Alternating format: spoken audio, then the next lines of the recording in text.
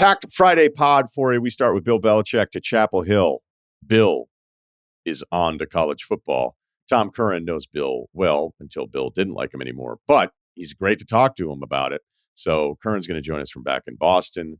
NBA, we've got Norman Powell, perhaps the most underrated bucket getter in the NBA. His role with the Clippers, his numbers just raging.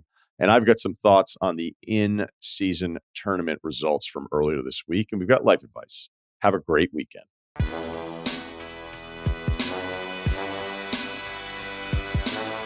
I want to start with Belichick and the news that he's going to be the head coach at North Carolina.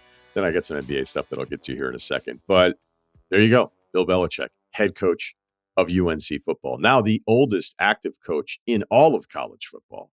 And I'm happy for him because I think we can all assume, and we know based on his decisions and what he has given his life to the sport, that this is what he wants. I know 15 years ago he said, I don't want to be Marv Levy and coaching in my 70s. Well, he's 73 now. But he also admitted years later that he wished he hadn't said that. But when he said it, he's still in his 50s. I think what he did is he made a mistake that a lot of people make. A lot of really successful people make this mistake is you start pretending you think you know who you'll be years later.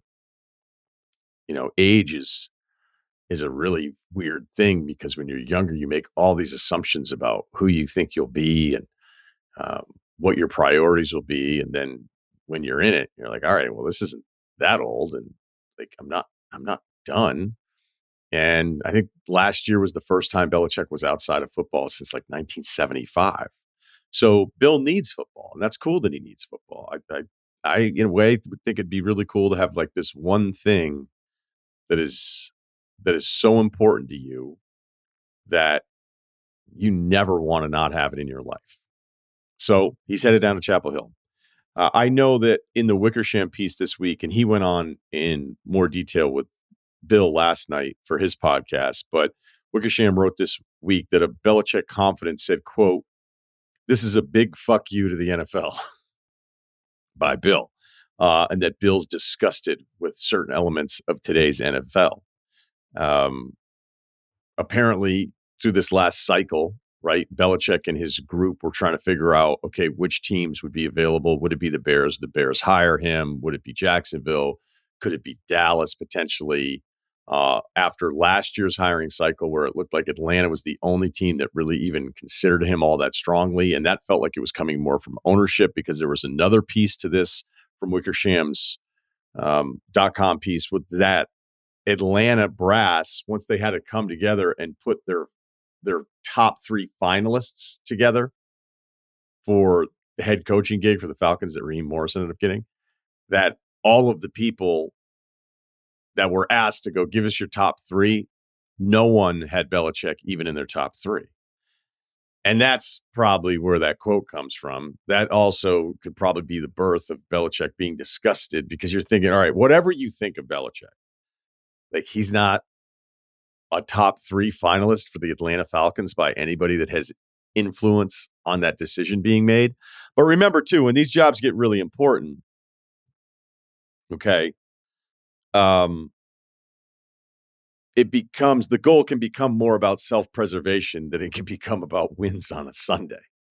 So if you're handing the keys over to Bill, even if he's telling you you're not fully handing the keys over to him, you're still kind of handing the keys over to Bill Belichick. Because like, what's a reduced role Bill Belichick like in an NFL? Like if you're bringing him in, you're doing it his way. And so the people that are probably going, I don't know that he's a finalist, may not be thinking about the football piece of it as much as they're thinking about their own future. And the reason we'd even come to this, because as much as I think Belichick's, I don't really know. I guess if we wanted to make an argument, we make anything an argument. But if he's not the greatest coach of his time, he's the greatest coach of all time. And when it came to a team being prepared or a team adapting, I'll never forget, like when they were rolling, when I still like cared about the team and the games and that kind of stuff, when I was still like in my fan mode, it was the most amazing feeling being a fan of a Belichick coach team, because whatever wasn't working or whatever was disconnected in the first half, you just knew they were going to figure it out and they would come out in the second half and they'd have solved the problem. Doesn't mean they're going to win every single game, but whatever was a problem in the first half likely would not be a problem in the second half. I can't tell you how much fun that is when it's the head coach of the team that you care about. And that's what happened. But I've talked about the GM part of this. I mean, the GM, Belichick, the GM, cost Belichick, the head coach, his job because it was ugly for years, man. I was going through it again this morning because I remember years and years ago when I was still working with Van Pelt, like we started to point it out a little bit, being like, this is a bad draft class and this class is bad. And we all know, like, with the receivers and all that kind of stuff. But I was going through like some of those second and third rounders where you need a couple of those guys to hit.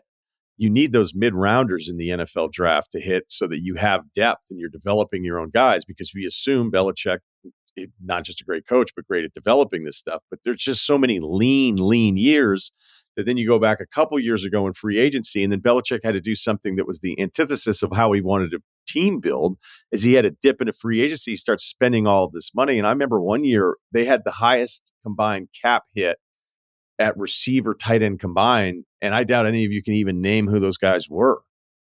Certainly not the receivers, maybe a couple of the tight ends. But he had been so bad at drafting, he didn't even want to re-sign any of the guys he drafted. And if you go through some of those draft records, and I'm talking like the second and third round guys, like a second rounder that's flipped for a seventh 3 years later, the second rounder that doesn't get a contract anywhere else, the second rounder that's completely out of football, the second rounder they drafted and they're already trading 2 years later. There's a lot of those guys in the list. So there's certainly, with the way it ended in New England, hesitation, because you go, he might be the great coach, but can he run our entire organization? And then, of course, there's always the Brady thing. You want to get ahead of Brady. You want to say, I want to get in front of this before it gets a little too ridiculous. Okay. All right. Fine. Because again, New England was the only, Belichick, that combination, the only franchise probably in NFL history with that dynamic that would ever say, no, Brady, that's fine. You can go somewhere else. And by the way, win another Super Bowl. If you wanted to do those things, fine. But what was the backup plan? Cam Newton hanging around with nowhere else to sign for $1.75 million, and then Mac Jones. So I think the personality, I think the track record of the front office, obviously dinging him, but not in college football, right? Because why should any of that matter? Is it an evaluation thing? And again, we're talking about Bill Belichick here. There are times where he talks about football where I'm like, do I understand anything about this game that I watched in like 40 years? And maybe the recruiting part that people are worried about, which I think is totally fair to wonder, like, how is he going to handle recruiting with today's athlete, where these guys are verbally committing and then flipping nonstop, and just all the nonsense that goes along with it, which again, I don't really criticize the kid, because who cares? They've been exploited for years. But old school Belichick, is he going to be into that? Is he going to be into the NIL part of it, the transfer portal? I mean, the NIL stuff, a lot of that stuff's all just delegated anyway. So it's not like the head coach is sitting there writing out checks going like 20 for you, 20 for you, right? So I think some of that can be insulated from Bill having to worry about that all the time. But when it comes to recruiting and evaluating all that stuff, I can't imagine Bill watching high school football with his staff and not being able to figure out who is good or who is not good for his system. North Carolina has always felt like the sleeping giant in college football. Like, can't they get it right? I know it's not. Maybe this is bum Clemson fans out, but if Clemson can at one point reach national title contender status and win a couple national titles, can't UNC at least win an ACC? I don't think that's a stretch. If you look at the recruiting databases and look at stuff by state, like North Carolina, if I say top 10, that's a little misleading. I would say they're, depending on who you want to look at and who you trust, like in that 10 plus range as far as states with high school talent going into D1 programs. So that make a lot of sense. I mean, it's an awesome town. It's an awesome history. There's a real selling point. North Carolina is cool in a way very few colleges compare as well in the cool part of this. So, and really, what's worse? Talking to high school kids and trying to recruit them and dealing with all that bullshit, that you have an advantage of just knowing it's bullshit ahead of time. Like, you know how that you're like, this is going to be tough. It's going to be challenging. It might not be a lot of fun, but at least I know these things ahead of time. And I think that actually can be, maybe it's not an advantage, but it desensitizes. Yeah. I think you're just going to have more calluses built up for it ahead of time, knowing how ridiculous all that recruiting stuff can be. But is that worse than talking to NFL owners that are wondering why you did or didn't go for it on fourth down? because it didn't seem like Bill really loved the ownership part in any of his travels throughout the work on Sunday. I also wonder what he's going to be like with the media. Is there a more affable Bill? Is that what we're going to see?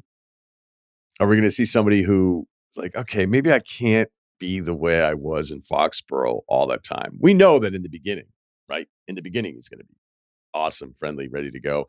And, Bill, it wasn't that he was a bully or didn't respect anybody. I mean, you could accuse him of those things.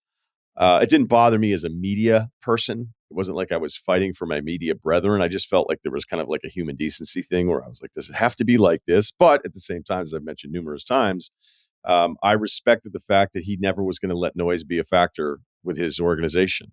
He was never going to allow any of the stuff that happened with the media, any of the negativity leak in and get in the way of impacting whether or not they could win a football game.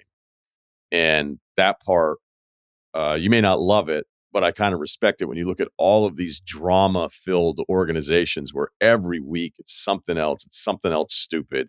It's a misunderstanding. It's a quote. It's all this bullshit. And he's like, I am going to eliminate all of that. That's not going to happen here.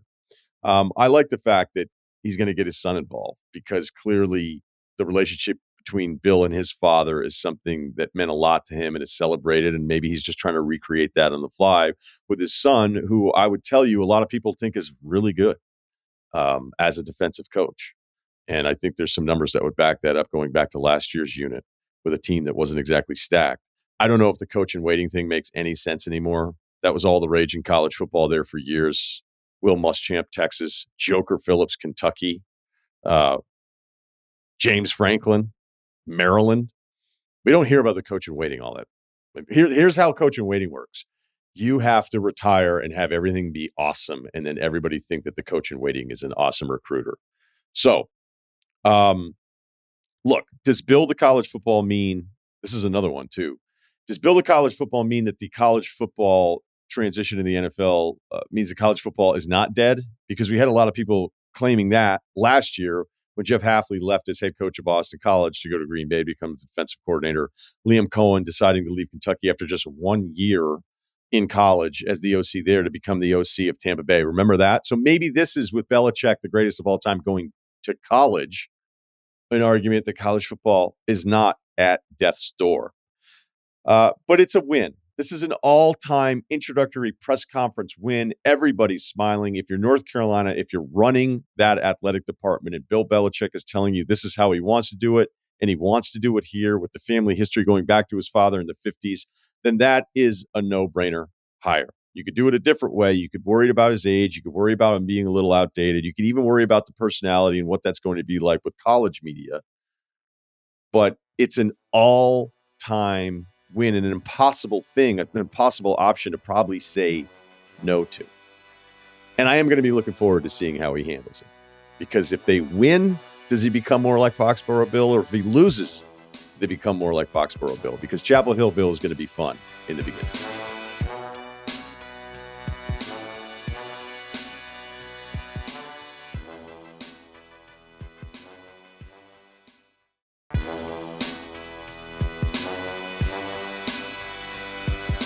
He is the guy to talk to when it comes to this. It is Tom Curran, who's covered the Patriots for a long time from, of course, NBC Boston and Tom Curran's Patriots Talk podcast. What's going on, man? Good to see you. Could not be happier to see you. I could not be happier for your success over the 20 plus years from when I knew you initially to now. So really, really happy to see the success and have a chance to talk to you. Thanks, man. All right. So Belichick to North Carolina. Are you surprised? On the face of it, you'd be a liar to say that you're not surprised. But when you look back at it, Ryan, and you look at all the details, it makes a hell of a lot of sense. You know, Seth Wickersham wrote a story, and a confidant of Belichick's said that, can we swear on this? Sure can. Said that this was from Bill to the NFL, a fuck you. And I think more accurately, I would say to that confidant, it's actually closer to, oh, you know what? Fuck me. Fuck you. Fuck you and all your little minions and all your owners' sons and half-wit executives and guys who I'm supposed to stand hat in hand in front of and make a case to come back to your league, the league that I helped build. Fuck you. I'm all set with you. I've accomplished too much to have to wonder. And you know what? You're not even the NFL that I helped build. So fuck you too. Fuck me. Because you said fuck me last year. That's what you did last year. Blank and the Crafts and the whole league giving me the hi-hat. That was a fuck you to me. Fuck you too, you pricks. I might have been overboard. How real, like when last year the hiring cycle was happening, in Bill's case, not happening, and I mentioned in the open too, like I thought Blank would just go, hey, I can bring in Bill Belichick. Like, who cares? And I've already been over the draft record. All of us have talked about it, the GM job and everything. But is there truth to, say, the craft side of this poisoning the waters for Bill's opportunities?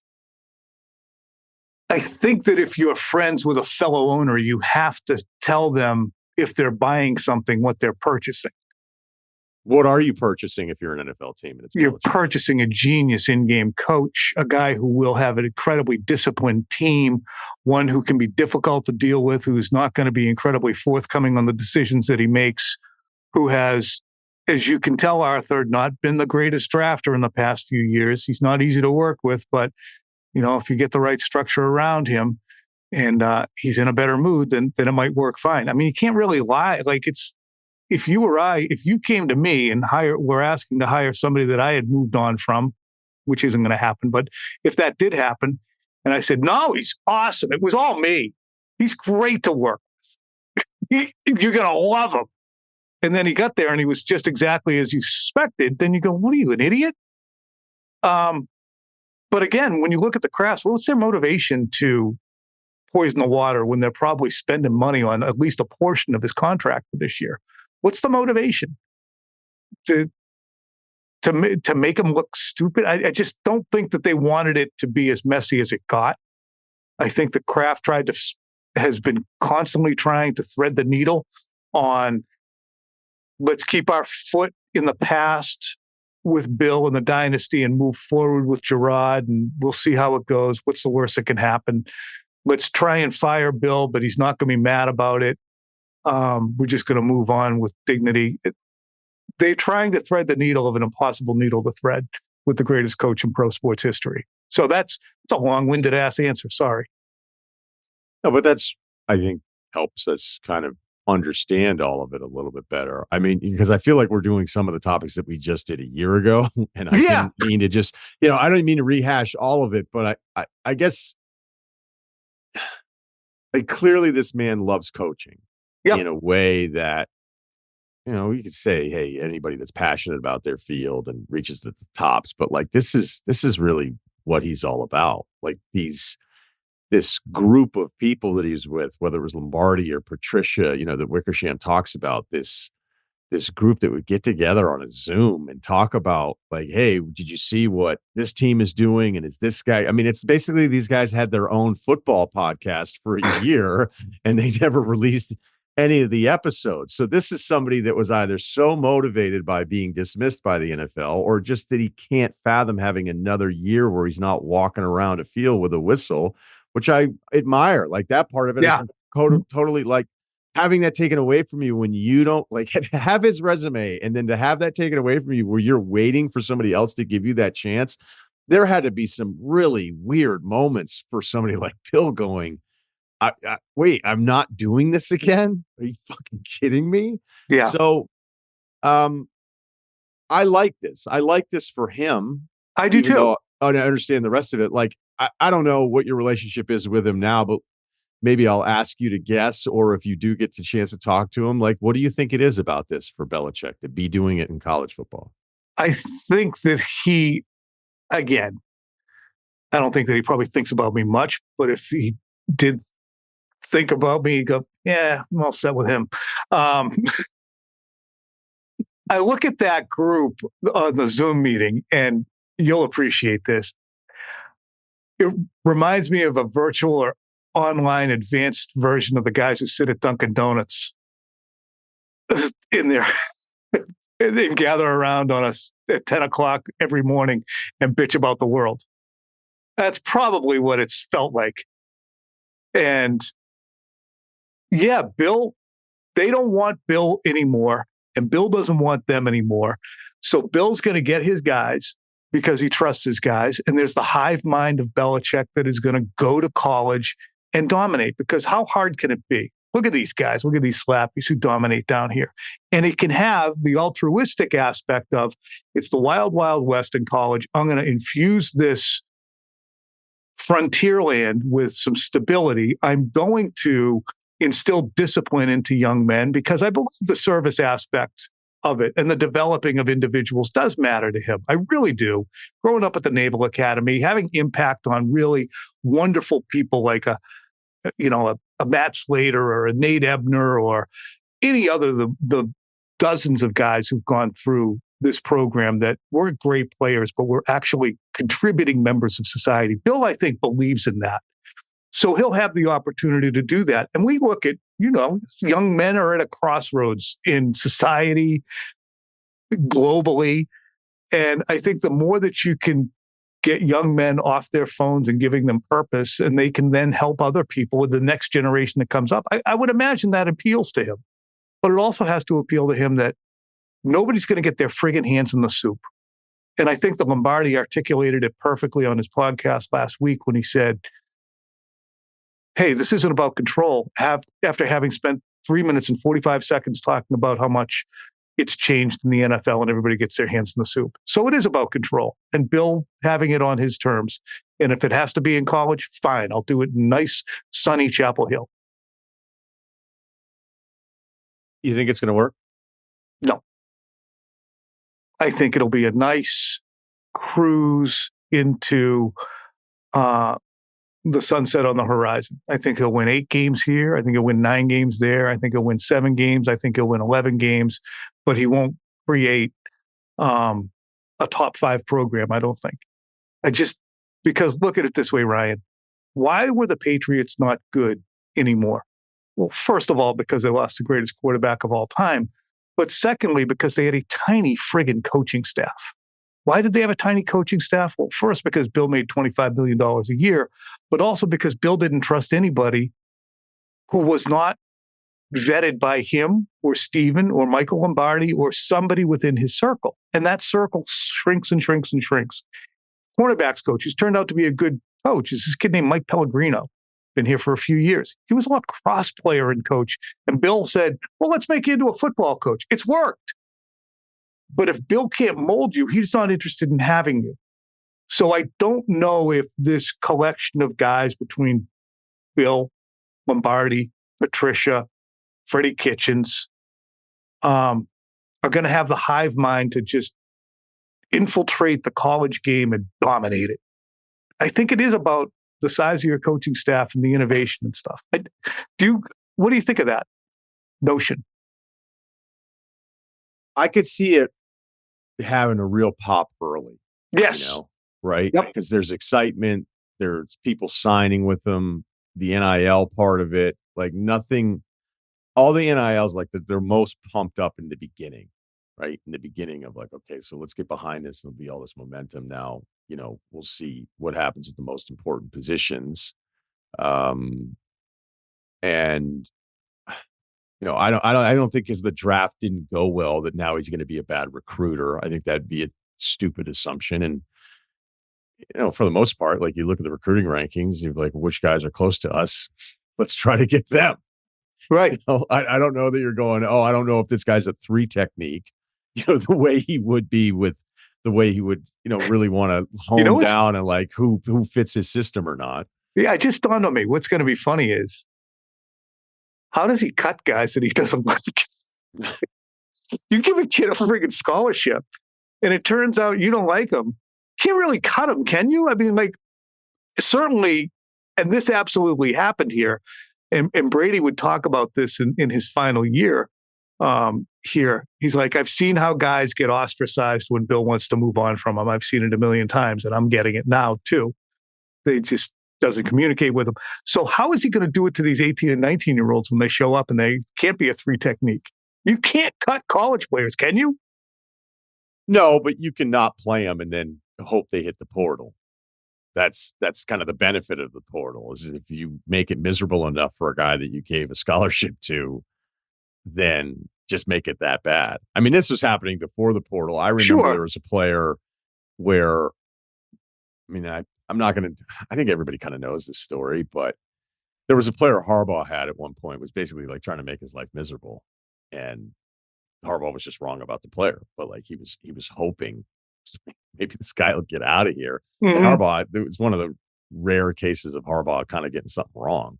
Because, Harbaugh's won every single place he's gone. Look, if Bill wins 11 games at Chapel Hill, that is a win. But I understand what you're saying. Like, if you're bringing in Belichick, you're starting to wonder, what's our ceiling? Like, could we be competing for national championships? I mean, hell, can you win? I mean, North Carolina football, you could argue, is one of these weird deals. It's it's like the Baltimore Orioles for years and years being like, how can the Orioles not be good? Right. With what you would think would be a lot of resources, but there were just other things that they were in their way. And maybe I'm thinking back too much to my AL East baseball days of that, but North Carolina should be more competitive than they've been. It is kind of funny that they go from Mac to Bill, who's actually older than Mac Brown. The other part that I think is kind of interesting, again, this is something I've always talked about with Bill, is it's going to be funny to see a friendlier version of him in the beginning, because he'll know that he has to do it. And I can't tell, like, this is kind of where I close the oven. Will he revert back to Foxborough Bill with losses or with wins? There are certainly there's plenty of precedent for him to be a dink at the college level, because Nick Saban was. I don't know. I didn't see all the warm and fuzzy Nick Saban press conferences, but is he going to chew on some kid from the Chapel Hill Bugle? The way, and he doesn't really chew on guys. He just pisses on their foreheads. So, I mean, is that what you're looking for? It will be interesting. I think what's more challenging, I just talked to Billy O'Brien from Boston College about this on my pod, was that how is Bill going to deal with the cocktail parties after a 21-20 loss to Virginia? And the we brought all your boys down here, spending a lot of money on you guys. Now we get some wins. We getting some wins, Bill, here or not? Like, I think he's not. Man, he didn't take the Texas. Did he take the Texas Tech job? Was that a Texas thing? I don't give a shit. I don't. Right. But there's a sensibility in Massachusetts and certainly on Nantucket that's not as backslapping and glad handing. And I wonder how much he's going to enjoy that aspect, right?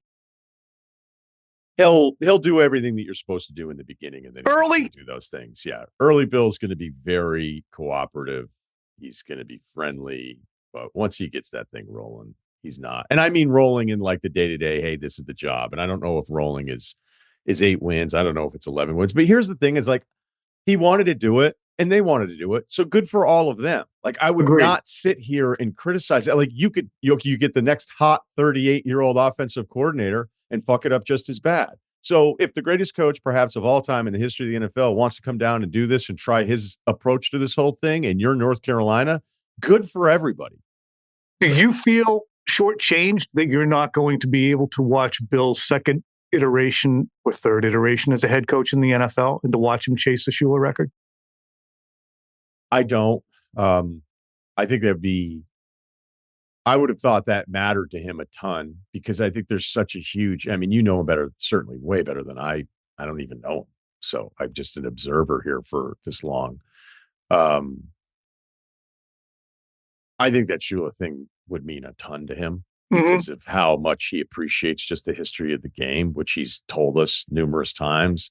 He's always been, oh, no, he's not going to want to do this. But if he felt like there was something that was going to chronicle where he is at historically, he was in favor of the access for it, just because the NFL has done the best job of all of the sports.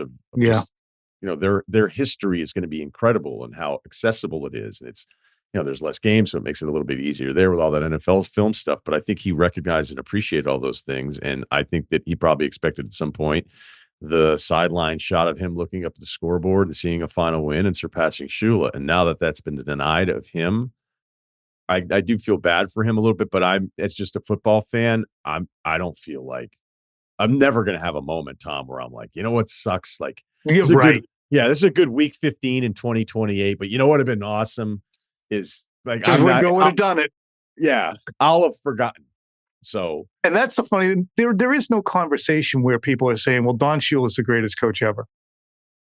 I mean, Belichick is established as such. It doesn't matter what the wins record is necessarily. I mean, Don Shula, I hate to do this, but he lost a Super Bowl to the New York Jets in 1969 that created the friggin' merger. He lost 24-3 in another Super Bowl to the Dallas Cowboys. And the next year they were really friggin' good and they went undefeated, but they combined winning percentage of the teams they beat was like 350. So he was great, but he never went to another Super Bowl, and it was a longevity thing. So whatever. Bill is established as the greatest coach of all time, and I think it would have been sad in a way if he went to Chicago and won 6 games this upcoming year. Oh, he's got 9 to go. Win 7. Oh, it's 2 to go. And he's just holding on for that record with somebody like Ryan Poles looking over his shoulder and going, Bill, we need wins here, buddy.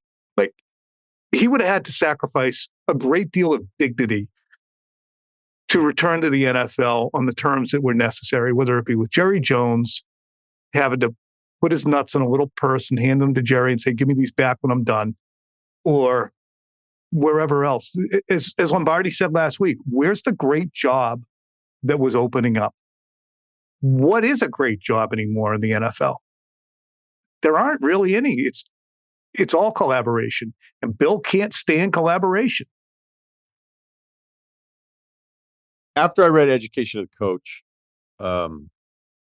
which Halberstram did a really good job on that, and watching some more of the stuff with Bill and being friendly with some people that really love playing for Bill, because I'd be like, hey, explain it to me. And be like, look, if the little dumb shit's going to bother you, then you're not going to love it. But if you love football, if you want a coach that's going to prepare you, it's not going to get caught up in all the bullshit. Like, this is the guy. Like, if you're at your core a football guy, there's nobody better to be paired with. And right. That means a lot to me when you think about all the stupid stuff that people prioritize and just like, no, man, we're going to come out of the tunnel and we're going to be ready. We're going to be more ready. It's just the problem was his teams weren't good enough anymore there towards the end. Mm-hmm. So I'm not shocked by the UNC thing. I feel like, hey, you know what? This actually makes a lot of sense for all the same things that we're talking about, whether it's your access or the Wickersham piece and all that stuff. I always thought the Navy thing was like, I thought that was like my big educated guess that I'd said years ago. Like, I could see him at the end just going, you know what? This is what I'm doing instead. And look, Navy had a nice season. So I'm not saying that Brian Newberry in his second year was in any kind of trouble. And so then you start waiting out all these scenarios. But I actually think it would have been even more fitting for Belichick to just go, I love all these dudes. I love drafting these guys because they care about the right things with his background. And now I actually don't have to win the ACC. I don't have to worry about my playoff seeding. I don't have to worry about the NIL and all that stuff. It can just be about football. So I don't know if that opportunity would ever present itself to him here. But maybe, do you think with the way that contract structured that there's a buyout after June 1st of 2025, is that a lien? Because when I saw the contract and then the buyout, I'm like, why would the buyout only be $1 million halfway through next year before they've even played the season? It's like, that's weird. But granted, the NFL would already have all of its ducks in a row. So I guess I'm keeping the window open for a possibility of anything here. Yeah, and it seems like he is too. I mean, like, he is 72, and I had speculated maybe he's never going to leave the media because it's a hell of a lot easier. Everyone genuflects all the time. He does dispense, I think, a lot of good stuff. Some of the anecdotes I've heard 9 times already, and he's already starting to recycle some of them. But he's still compelling, especially when he speaks frankly about the quality of a player when he starts breaking down film. I mean, what are we doing here? I love it. You love it. Yeah. So I thought that he might stay there in the media, and we'll see when that buyout comes. Does he say, you know what, this kind of sucked? You know what? I'm 73. I just want to go back to Nantucket. Let's see my grandkids. I'll play golf. I'll go to Jupiter. I'll just do my thing and I'll go back to the media. Maybe he wants to leave open the opportunity to simplify his life as opposed to go back to the NFL. I just don't think I'm going to feel that way at 73, man. It's crazy. I just don't think I'm going to be as energized to say, what mountain do I need to go conquer today? It's wild.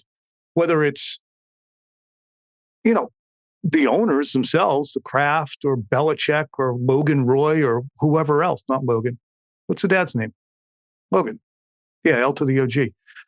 These guys who just remain unbelievably motivated to the threshold of 80 years old. I'm like, just get me to the golf course and show me which way to hit. I don't get it. I don't think most of us do, but I think anybody that's accomplished that kind of stuff to not be allowed to try to accomplish it again is probably hell to those guys. I think it would have been sad to watch. It would have been sad to watch him go hat in hand to Kevin Warren and Ryan Poles in Chicago or the Khans in Jacksonville and say, hey, please hire me. And then go, yeah, we got some bad news. We're not doing it. It would have been, there's no Shad. You got all the Schadenfreude you needed last year if you wanted to see go get snubbed. Do you think if Dable wasn't with the Giants, that's what would have happened? I don't know if anybody would hire him. I really don't. I don't think anybody would hire him. Wow. He brings so much luggage. He's 72. You want to be, by the end of the decade, you want to be a perennial playoff team, whoever you are. You want to stay that way. If you're the Chiefs, you want to become that way. If you're the New York Giants or the New England Patriots. And there's very little to indicate that Bill Belichick is going to beat a path to the playoffs based upon what's happened in this franchise since 2019. The midpoint of 2019, they were 8-0. And since then, it's not a pretty record. And Bill was involved with most of it. And the roster right now is of his making. You can just look back at the production. You can look back at what happened with Mac Jones and say, do I want to have this guy in charge of finding the next quarterback and then bringing him along? Because wherever Bill's gone, he's flushed the quarterback, whether it was Bernie Kosar or Drew Bledsoe, or ultimately with Brady, or finally with Mac. He hates quarterbacks. Hates them. Trevor Lawrence would have ended up with his head on a platter probably if he went to Jacksonville. So I just think it's hard to look at Bill and say, this is going to stabilize things. Always great seeing you, man. I know you have a ton going on. It's great. Friday's my quiet day. All right. Well, make sure you check out Tom Curran and his Patriots Talk podcast. And I'm going to go shoot jumpers right now, actually. All right. Get some shots up. Yep. The Celtics might have put you in last night. So I know. I used to have a little Peyton Pritchard. Do you still play at all? Yeah, I'm still screwing around with it. Attaboy. Yeah. Attaboy. You probably now have developed the Caldwell Jones jump hook. No, you know what I learned? I kept watching Luka, and I was like, I've noticed with Luka doesn't want to avoid the defensive player. He always wants to have the defensive player's body on him. Uh-huh. And he's enormous, and he's strong, and he's not fast. So I've been toying with, instead of trying to drive past people or around them, I'm trying to go through them. That's great. It's not being, there's not many guys that appreciate it so far in this pivot in my game. No. But if you just lower the shoulder at an angle and then keep the ball on the other side away from the shoulder, you just keep going. Yeah. If you're strong, it helps. Yeah, that's a lot of fun for 57-year-olds when a guy decides he's going to do that. And I'm not playing against 57-year-olds, but a couple guys have been like, what is this new thing that you're doing? And I was like, it's working. And I don't have it does work. Yeah. It does work if you create the contact and create the space. But it's just, here we go. Here's one of these guys.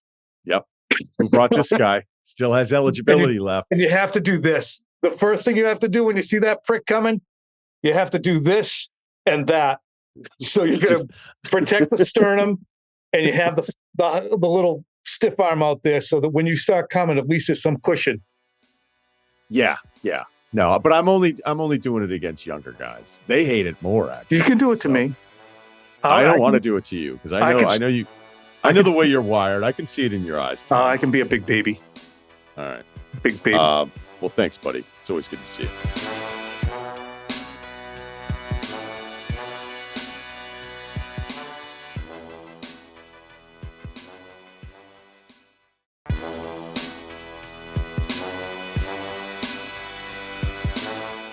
Okay, before we get to Norman Powell, as we pivot to hoops here, a couple different things from the games this week, the 4 games that matter. By the way, if Milwaukee had lost that game to Orlando with no Franz and Paolo, that's a problem. Jalen Suggs, a lot of shots up. Didn't love the second to last 3-point attempt, but at that point, like Jalen's trying to get it going. He went a little hard in ISO, cross, pull up. Then he had a second one a little bit later, which he had to have taken. The point is like this Giannis stuff, man. Like, look at his shot chart and where he's starting to hit these mid-ranges from. I think the left elbow, like if you look at over the years, hey, this was a good shot, this was a good shot, this is a good shot. Him showing this so far, 2/3 of the way into this season, is a huge development. His off-ball cutting, the way they're making him just as dangerous without necessarily having to initiate everything with the ball from 30 plus feet away, which still works because it's just so physically imposing. But this is some real stuff, and I still think it's the best I've ever seen Giannis as far as his handle. So there isn't like necessarily a ton. We know Middleton's back in the mix, and they start with Jackson. Brooke Lopez getting brought way out on the perimeter against a pretty good ball handler who's going to drive. That is alarming. And I know what the Lopez rim protection stuff has always been in the past, but when he gets brought out, man, I think Bucks fans would agree that it's a lot to ask any of the centers to do this kind of stuff. I know I talk about it a lot. It's like, well, this 7-footer and a switch 30 feet away, having a handle, against Damian Lillard, like that's not going to be fun. Well, it's not fun for any of these guys, but it's certainly something that I'm seeing more and more teams like look to do and try to bring him out there. So I don't have a ton necessarily on that game. I don't have as much on the Houston win by Golden State. The call at the end was kind of brutal, even though I liked Houston going into that game there a little bit. So I want to focus on Oklahoma City and Atlanta. Oklahoma City takes care of Dallas a couple nights ago, and they're actually only 8th in offense right now. There's a couple scary things with how good Oklahoma City is at 19-5, where they're 16th in true shooting percentage. They're 19 on threes. Last year, they were the number 3 overall shooting team, and they were number 1 from 3-point. And it's basically all the same guys. So they're going to be better shooting the basketball. The defensive numbers are incredible. There's actually a significant gap there between them and number 2 Houston overall defensively. They're number 1 defensively at the rim. They're 11th against the 3. Sometimes the defensive numbers against 3-pointers can be just sort of a little weird, maybe even luckish on some misses. The rebounding is still a problem. Rebounding rate 28th last year, 28th this year. The point of it is like none of it. I don't know that anything like the shooting is definitely going to be better. The rebounding thing will be better once they have the Chet part of it back in the lineup and they decide how they want to play Chet and Hartenstein. Because Chet's only played 10 games. And what they could do defensively in some of these games that I've seen, like even going back to the 5th game of the year against Wembanyama, they just hounded him. It was like the worst game he'd had all season. Luka started 1-9 2 nights ago. 5 of 15 overall. His first free throw attempts were in the 3rd quarter. And it's like, okay, we're going to start Dort on you. And if you switch, you're going to switch into another athletic, active guy. And when we take Dort out, we're putting Alex Caruso on you. So we haven't even seen the fully formed version of the Oklahoma City Thunder. And I love them. I mean, I know they had that loss to Houston, but they didn't have Chet. And if they decide they want to go Chet instead of Hartenstein, who I'm going to say his name differently, I guess, a bunch this year, then they can put Chet out there and then pull a defense, whether it's Şengün or maybe Houston wants to go small because they keep experimenting all the time, which I actually kind of love about them. But just telling you, like in this packed West going into the year, like, hey, this team could be really good. And some of it's a little injury based here or there. And Dallas has actually been a lot better. I mean, Luka had been on a tear in the 4 games back prior to this one on Tuesday, putting up huge numbers. I mean, 36, 37, 21, and 30 before this game against the Thunder. So Dallas is kind of figured it out. And Dallas should just be better than a team that went to the NBA Finals last year. They may not get to the NBA Finals again, but I like the rotation pieces better. And Lively another year. You get the whole pro Dallas part of this. But it was kind of like, hey, it's this packed West. It's like, well, no, it's a packed West. I'm trying to figure out who's even going to compete with the Thunder. At least that's the way it feels right now. Atlanta's win against New York. That's now 2-0 for the Hawks against the Knicks, and it's official. Like I've always liked the Hawks' talent, but now I like the team. The Jalen Johnson part of this, I mean, we've been talking about him, like the ceiling part of it, but the way they can use him. I remember when I was talking about the Jokic touches part of it, Jalen Johnson was number 2 in the NBA in just actual touches per game. Now I think he's down to like 5th, but you can just use him in a million different ways. And kind of based on the Thunder model of all these switchable, huge athletic guys that are comfortable with the ball in their hands, the Hawks have a little of that as DeAndre Hunter in the rare year 6 leap. The year 6 leap is happening. Hunter's lighting it up, and he's coming off the bench scoring 20 a game in like 27 minutes. He only started 2 games for this team. I mean, I think you could argue that he could start over Russillo, but maybe that's better for Hunter to be away from some of the other guys taking shots from the starting group, and then Hunter helps with Bogdanovic give you real nice scoring options for a second unit in the NBA. Because, I mean, that's the thing about like when you watch Boston, you'll watch them go through the rotations, and you go, when do the bad players get in? Like, oh, they don't have any. There's never this massive gap. And the Thunder have a little of that. And Atlanta kind of has it too, because of, again, that depth that we've talked about. Maybe that was kind of the Russillo draft pick where it's like, hey, if we're going to be wrong big and be wrong with somebody who at least profiles at like 6'9" to be a really nice outside shooter with that, not crazy athleticism, but enough athleticism to kind of get where he needs to get on the floor, even though right now I think strength is probably likely and predictably an issue for him. I think he gets run off of his driving lanes a little bit too much there. But I think the other part of the Hawks conversation that is very real and has been happening all year is that Trae Young's dialing it back. He's taken 16.9 shots a game. I think I'd probably like it around 14. I'd love to see the hero ball shots be gone. But hell, like Boston's still, I think, the best team in the NBA. Maybe it's the Thunder. Love Boston's offense. Love all their options. I still think they take 7 to 10 threes a game where I'm like, what the fuck are you doing there? Like, how much better would the offense be without it? Or is the aggression from the outside, is that part of the tax that you pay a little bit? It's like, well, if you want everybody taking a million threes and getting those shots up quick and just cranking the math up, there's going to be at least 5, maybe 10 that you don't necessarily love, but you still have to do that to have this overall philosophy and approach to the basketball game. All right, that's fine. That's fine. And with Trae Young, like, look, there's still going to be a few shots, like the one at the end of regulation when they won in overtime against the Lakers. They get the ball in. I think it was maybe 14, 17 seconds left. Nobody else touches the basketball. Not a ton of movement. He's just waiting to kind of take his hero shot. I would love if he'd remove all that stuff. That's probably never going to happen. But the fact that he's now a more willing passer, and I don't know if it's him understanding the talent around him. Some could argue, hey, it's the talent and him acknowledging, well, this team's better than those other teams. Maybe. Those other teams weren't bad. Maybe it's that it's always his, or maybe he gets along better with Jalen Johnson than he did DeJounte Murray. I don't know. I mean, DeJounte and him just seem to be on the court at the same time, not necessarily playing basketball. Now I feel like they're playing basketball together. But, you go back and look at Trae. He's now 31st in field goal attempts per game in the NBA. 5 years ago, he was 4th. It's been something that's been declining a little bit here, 9th and 14th and 20th, and now 31st.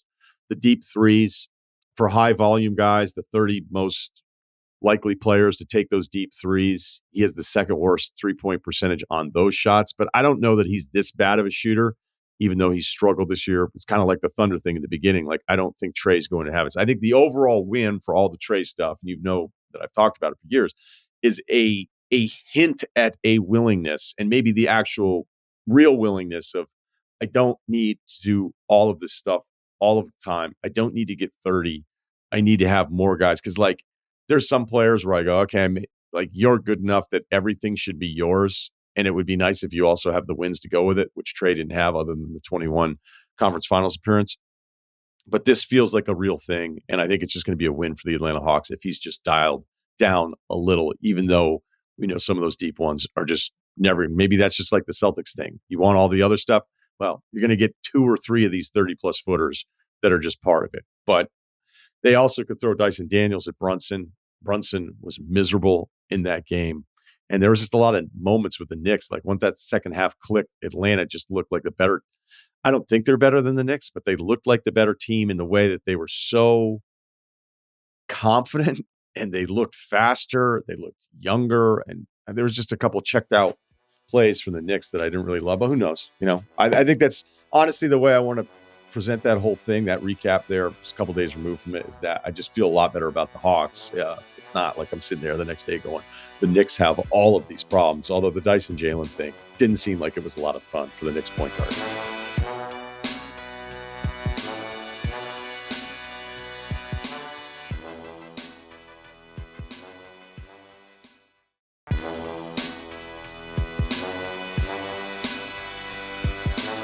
He's the leading scorer for the Clippers. He's third in the NBA in three-point shooting, and I think one of the most underrated scorers in the league from the Clippers, Norman Powell. What's up, man? Thanks for doing this. How you doing, man? Thanks for having me. Okay, so we knew the deal that there would be opportunities. You've been lighting it up. You're top 25 in scoring now too, as well. What has this role been like for you this year with this Clippers team? The role has been a lot of fun. I've had this vision and this dream of being a go-to guy for a very long time. And I'm sorry, my dog's in the background barking, but it's been a lot of fun. Being in this role, this opportunity, being able to take advantage of it, and learning. I've always wanted to see if I was capable of doing this and have the opportunity to, like, believing in myself, but then actually being able to step into the role and see what it's actually like. It's been fun being able to be one of the guys leading the team on the floor, off the floor, and looking. The organization and coaches looking for me to go out there and produce, and them asking me questions and really, trying to get me going each and every night, what I feel comfortable with, and some different plays and things like that. Just having more responsibility. It's been a lot of fun for me, and I'm happy that it's going the way I envisioned. I know that I understood what you were saying when you were asked. I think it was media day. It was like, okay, Kawhi's not playing. Russ is gone. Of course, Paul George leaves, and you were like, it might just be addition by subtraction. And then that line gets taken, and it's like, oh my God, like Mm-hmm. Norm really let those guys have it. I thought Paul George was incredibly cool. Like, when the way he talked about it, he was like, look, it just makes basketball sense. Like, what he said is actually very true, because there's just going to be more opportunities. Was that a little weird for you though, at that moment, when it's like, man, this is getting turned into something as if I'm like dogging all these guys for leaving? Yeah, for sure. Because like it wasn't taken that way. It was taken exactly the way like PG explained it later on when he addressed it. It was just about the opportunity. Like everybody knows that I've been a fan of PG. Like I've talked about it, especially when I was going up against him when I was younger. My first 2 years playing against him in the playoffs and everything like that, and getting his respect. But it wasn't like a shot or jab at those guys. It was just all about the opportunity, and the mindset and going into the season. We lose these guys, but the addition is that, I get more opportunity. These guys that's been, under their wings and playing a role gets more opportunity. And, we're all looking to step up and fill that role in, a different way. Everybody sees, the superstars and think that you can't win without them, and it was just a mindset that, there's an addition by subtraction, because guys get to step up in that role. We brought in guys that, fill the voids that we're missing in different ways, and the style of basketball is going to change. But it's all about the opportunity to actually go out there and show what you're capable of now that you're not playing behind these superstar guys. Do you think because you're not necessarily a smiler that it could be taken more seriously? Because like when you're out on the court, I don't know that I ever see you smile. Yeah, probably. I think these are the only times that I do smile. I'll just be so focused on the game and, trying to win. I mean, one of the nicknames that I got when I was playing in Toronto was Mr. Serious, because I never smiled. But, it's just I'm focused. I'm locked in. There's nothing funny out there but besides trying to get a win. Yeah, but then when you'll say something, be like, oh well, he means business. It's just something with you that I noticed early on. I was like, is he miserable? And I was like, I don't think he's miserable. Like, it seems like he's having a good time. But look, as a non-smiler, I just think people need to leave us alone. Yeah, man, Look, seriously. yeah, right. When did it? You're a second round pick. I think the knock on you out of UCLA is you couldn't shoot, right? 31% from three for your career in the 4 years there. You get drafted in the second round, and it takes a little while for you to get the minutes. It takes even longer to get the stats, right? So I could sit here and look at your stat page and go, okay, the fifth year is when it clicked because the stats reflect that. But for you as a player, was there, hey, I'm not sure. Oh, I'm totally sure. I'm just not getting that opportunity. What was that like in the beginning for you? I think the moment of not being sure was probably happening in college. Going through, the coaching change, players coming in, and certain promises being made that weren't fulfilled. I think that was a moment of uncertainty, going through college, that college grind in those 4 years. But once I was able to, refocus and things started to click. After that, there was no doubt in my mind. I think when I was in Toronto and they were sending me down to the D League at the time, it was more like motivation. Like I see some of my peers in my draft class that I've been up against and played against, doing really well. To start off. And being on a championship contending team as a young guy, like you're not going to get instant opportunity. But it was more so like I've seen this up close. I know I can be a factor in this league. It was just all about the opportunity, and I think I shown that early on. That's why I got the opportunity when DeMar Carroll wasn't playing back to backs, not go in and start for him, and play really well, and just being one of those guys that they could go to, but just not getting that full opportunity, that full exposure to be like, okay, right, this is what you're going to do every single night, right? It was all about filling a role and building that trust within the coaches, to throw me out there when they needed me. But I say like my fifth year, and the fourth year when we won the championship, I was being able to play well in stints, and the fifth year is when I got more opportunity to start, and have longer stretches to show that I can actually produce every single night. How important is that run in 19 to like the foundation of your understanding of what it takes to not only just be a player, but what it takes for a team? Because you've had stops after that, but like how much does that run in 19 influence who you've been as a player? Influence a lot, just from a confidence standpoint, to get to that mountaintop and achieve it, especially doing it in an organization that was fighting and clawing and scratching for so long. But then just seeing the buy-in that it takes for a full team, to be able to do that for a full season, the ups and downs, not having to point the finger, really coming together in tough moments, and then the buy-in, the sacrifice. Your individual stuff for the betterment of the team. Winning a championship takes all of that plus a little bit of luck. But I think it shaped me just going forward. I want to get there again. I've been fortunate to be on playoff contending and championship contending teams every single year I've been in the league. So it just has filled like a lot of hunger and motivation. And I try to relay that down to the teams that I've been on and like what it takes to win a championship if we're really about trying to get there and win one, and how hard it was and the commitment that it takes.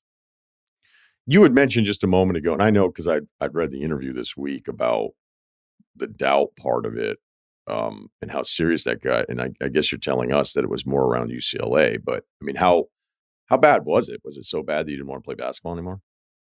Yeah, like I've had a couple, and that it was more like just like my throughout my journey, like the moments that you hit when you hit those like rock bottom moments, feeling like everything's against you and like you can't get yourself out the hole that you're in. It happened when my uncle passed away in high school. Then when I thought I was going to have the opportunity to be a player my sophomore year, going and coming out of my freshman year, and then seeing your name, not be on the draft boards and um, kind of fall out. You always kept up with that in college, like where are you at in the mock drafts and things like that. But seeing like freshman year, you're in the mid to late first round, then it's late first round, then it's early second, then it's mid second, then it's not even on the draft boards and things like that. You kind of feel like your dreams are like slipping out of your hands, and you're trying to grasp it. But it was tough, being a 18, 19-year-old, not getting the results or the awards that you felt like you deserved with all the hard work you're putting in, and then getting drafted. and, starting from the bottom again, and like seeing guys ahead of you that, you probably outplayed in summer league or whatever it is. And you're trying to figure out how come you're not getting that opportunity. How come these guys are getting more pub than you? Um, so those tough moments, and you're in a country all by yourself, you don't know anybody, you don't know anything. And you're just trying to find a way, trying to hold on to this dream of, breaking through and at this league, in this league. So it was a lot of tough times, a lot of tough moments and tough conversations with myself, and even talking to my family, and then eventually getting a therapist, kind of just to like let it all out because you're carrying so much on your shoulders. But yeah, it was a battle. Look, I can't imagine what it's like to be looking at myself on draft boards because at that Mhm. age, I would be looking at it all the time. Um, and then, the nasty part of it is all the conversation leading up to it. And whether it's an agent or whether it's teams, and you're just rounding yourself up, right? I imagine, like I've talked to a few guys, that you're never thinking like, oh, I might be on the low side of the projections. You're probably sitting there watching the first round go through. Was draft night miserable for you then? Not a celebration?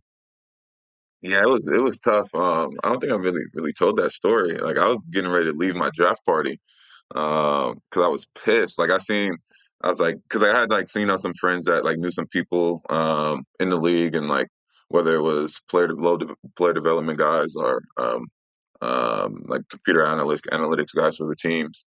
And they're all like, oh, like uh, mid to late first round, early second. Like you did a great job in pre-draft, this, that, and the other.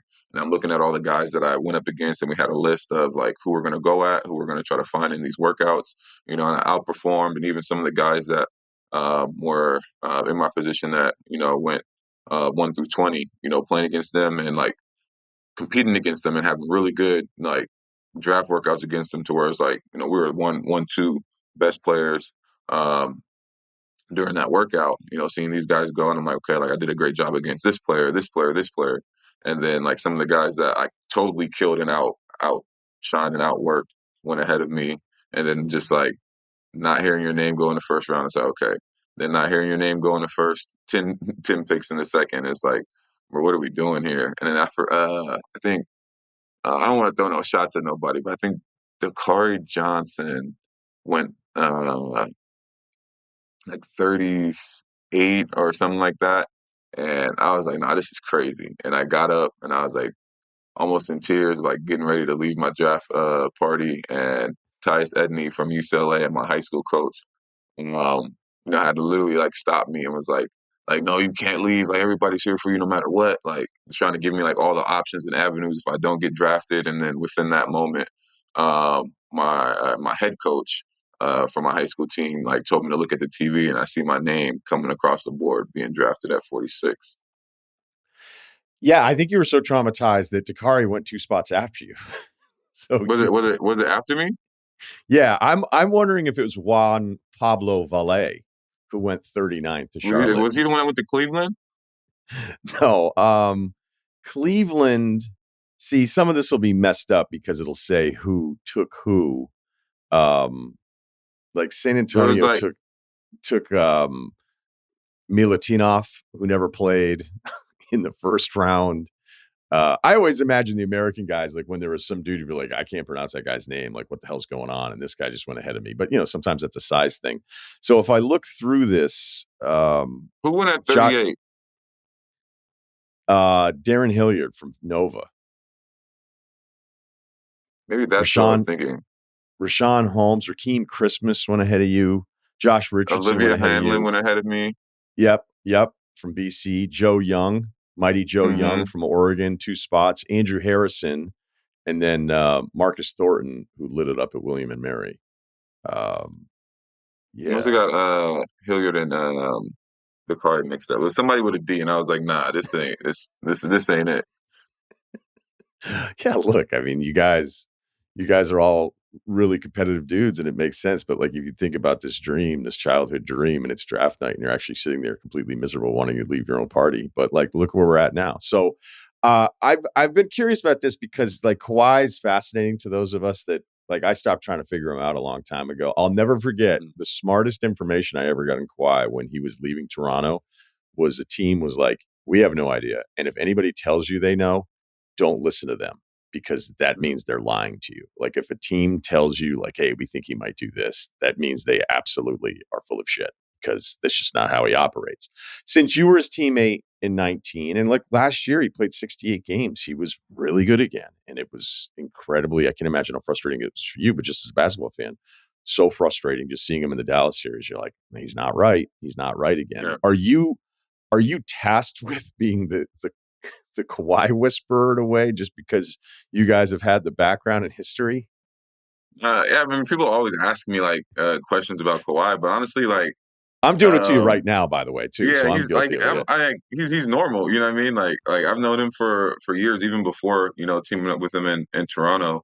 And I mean, like you said, like we thought as teammates, like we won a championship. There's no way this dude leaves. Like he has to stay. Like it's the perfect setup. The team's good. Like we have another chance to run it back with the way everything is situated. But I feel like people think I am just because I've had certain connections with him, like off the court, or mom's the friends, been friends for a long time. So I think people just know like I have like the inside scoop on Kawhi. But I know just as much as everybody else knows, maybe a little bit more.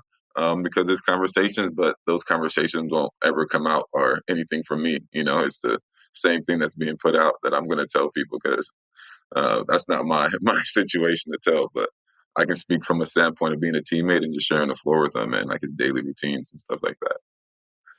Yeah, because I'm not trying to put you like in a tough spot to get the answer I can't get from anyone else. I do think it's kind of funny too that like none of you guys knew in Toronto. Like he didn't. Mm-hmm. You Yeah, saw it on like ESPN like everybody else, right? yeah, literally. There was no like, hey guys, I'm thinking about coming back. Hey guys, appreciate the year. You know what I'm saying? But I'm gonna take my family and everything to LA. This is where I want to be. There was none of that. It was all we'll wait and see, just like everybody else. Was it different with Paul George when he wasn't getting the fourth year? Like, would you guys talk about it? I think it was more so just talking about like every player, every team like talks about like where the team's at. Yeah. Like the same thing. Kind of like after that Cleveland series, where it's like, okay, like there's a change coming, and we don't know what it is, but like you kind of hit that wall where like something has to change and like go a different direction and build a certain way. And I think that's where we're at with it, especially with Kawhi getting his extension early on that season.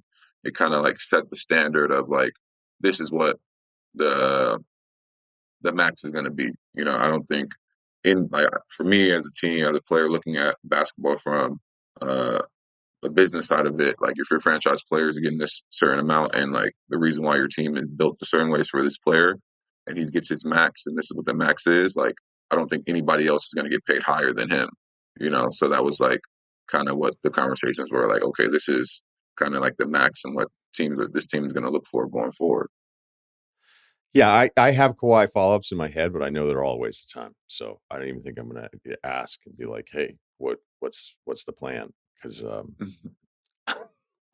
I think I can already guess that no one's quite sure. Ty Lue, I love. I've really liked him for a long time. I love that Van Gundy's on the staff. I get to work with him at ESPN. What kind of perspective? Let's start with Jeff. Actually, Mm-hmm. you watched him on TV all these years. I mean, he goes all the way back to those Knicks MJ series. Give me something on like learning about having Jeff being on the staff that's kind of funny to you. Learning how um, passionate he is. And like he always like honestly the funniest thing, not even his passion, is his random dad jokes that he throws out there. It's like the most out of nowhere, like it doesn't even make sense, and like it that catches everybody off guard, like because he goes from like super serious, and then like he'll just throw like a random like one liner in there that like nobody is expecting. But it is great having him on the staff, have him as the defensive coach too. Just like his attention to detail, I think he kind of re-energized um, the defensive side of the game for us as a team. Really buying in and being the aggressors and attackers and the play style that we have. I've said it before, like he irritates some of the guys with just how detail oriented he is and like how precise he is and how he wants us to guard. But everybody's bought in, and you can kind of see that. When we're playing defense, like we're focused on that. Guys are getting up and cheering on defensive stops. I don't think you really get that too often in the game. You get more celebrations when somebody gets dunked on or a big three's made. But everybody's really communicating and talking on the defensive side of the ball, and it all started with Jeff Van Gundy at the start of the training camp and leading up to it.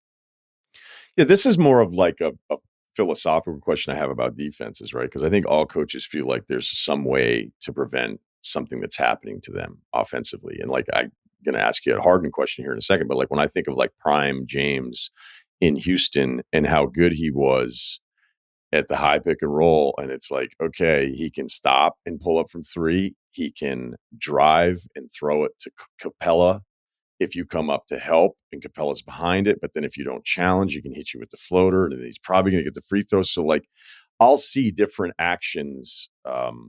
We saw it a little bit this week in some of the in-season tournament games where it was just they kept going to the same thing. Like I'll see it sometimes with Rudy, right? Like Rudy is so good at showing on the ball at that size, but then he still keeps the roller like in his concept defensively as he's retreating.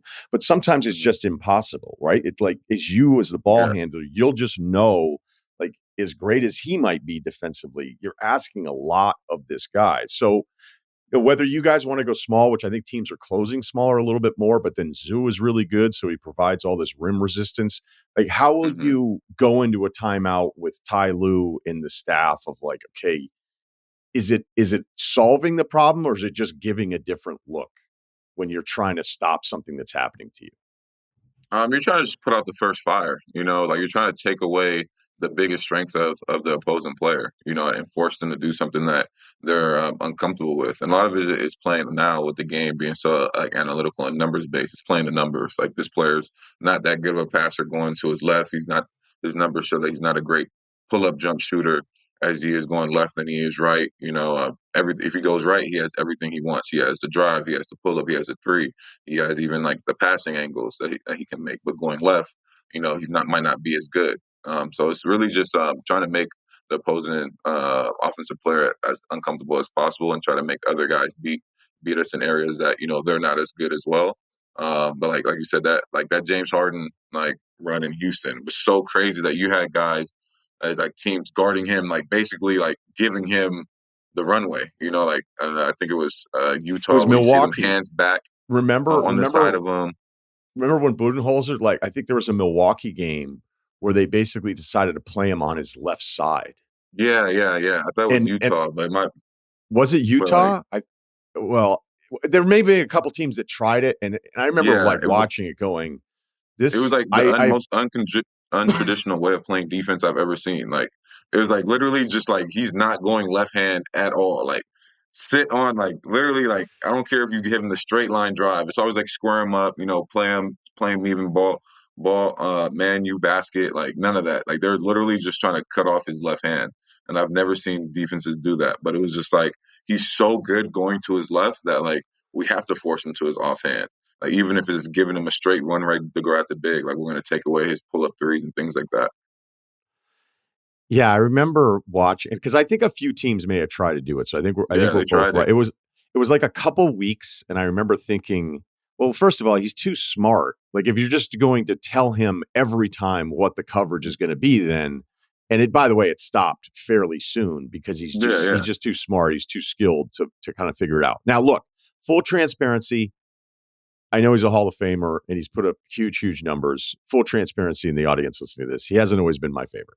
And maybe it's the off arm grab that he still gets away with. I could not believe Ben Taylor on the review against Denver. Like I think it happened to Aaron Gordon twice in the same week against two different teams. And I remember watching the second game, like Aaron Gordon's going to retire right now if he doesn't get this one a second time. So look, good for James. It works. But when I look back at last year, you were the last team in the NBA in number of passes per game. Okay. But that's not just on James because James is actually passing as many times per game this year as he was last year.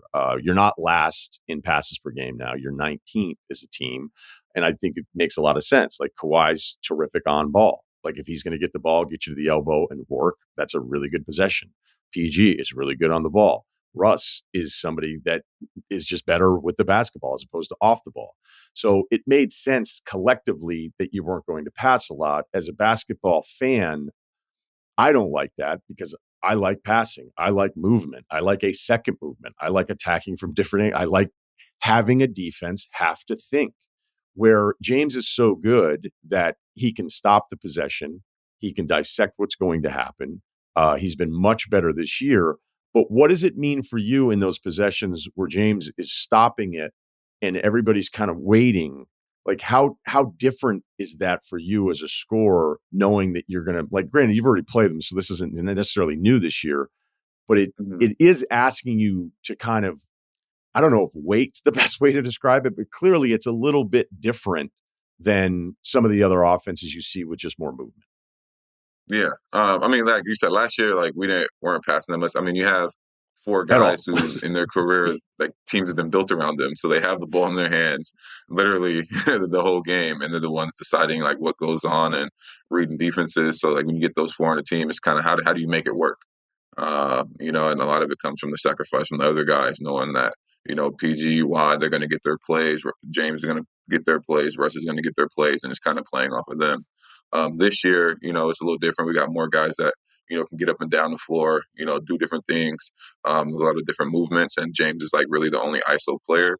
For me, I like getting my plays out of actions and in transition in the flow, occasionally being able to go one-on-one here and there. But playing off James is a lot of fun for me because I like catch and shoot threes. So it's just when it does get to those moments of him slowing down and taking his defender one-on-one, I'm just trying to find the outlet to where he's going to be. And we kind of have like a setup scheme to where he has his ISOs and me being the outlet and being such a great catch and shoot shooter, and just finding a window for him if he doesn't have a shot. But I don't mind it at all because I like catch and shoot threes. I want the simple looks and not having to create my own all the time. So it's easier. I mean, especially now because it's only one player going into ISO really, and then Scoot has the opportunity coming off the bench. But the pressure is on James to create, and he does a great job in that. Well, and it's just playing off of him and finding where he likes to have his outlets to be ready to make the next play. One of the things I just always loved about you is like, and I like this in basketball, is even off of a make, especially after miss, we're not talking about layups and fast breaks. We're talking about the team defensively scrambling for their matchups. Like, I just think there's so many points in a game that are waiting there for you if you can get the ball up the court while they're still scrambling for kind of their defensive assignments. And I can picture in my head, like, I think of you get it from the side, and people aren't really ready, and then you're just off and you're attacking. And look, and you're just attacking too. And you're right about that space. Like, James is just going to give you space. I mean, look at all those Houston guys and all the numbers. Like, post Harden, I'd be reluctant to trade for some of those guys because it's like, okay, I know what he shot in Houston, but I don't know that this is going to translate here because he's bringing all this attention. Yeah, right. So the other thing with Ty Lue, because I feel like I didn't give him enough love here because I shouldn't talk about Jeff more than the head coach. He is considered somebody like game to game. I think it's hard in basketball. We play 82 of these to have a football mentality of like the matchup of what we're going to do. But it feels like Ty Lue does a little bit more than that than a lot of the coaches. What is it like specifically, like game planning for you against an opponent with Ty as compared to like other coaches?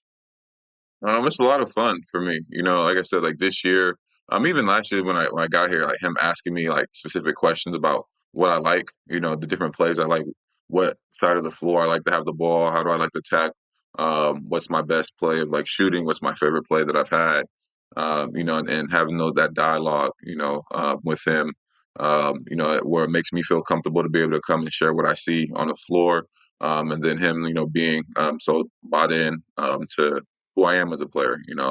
Before I got here, I knew Tulu was a fan of me, dating back to when we were in the bubble, and I'm walking by him and he's asking me questions about my previous game and stuff like that. And I would talk to one of the assistant coaches that worked with me in Toronto, like, "Oh man, Tulu always asking you this, that, and the other."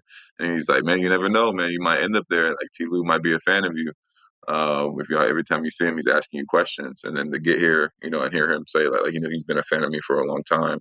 But just to have that dialogue with him, it makes you feel really comfortable on the floor as a player, that you have a coach that's confident in your abilities and wants to see you be successful and put you in, the spots and areas on the floor where you can be the best version of yourself. What was that day like when you found out you were being traded to Los Angeles?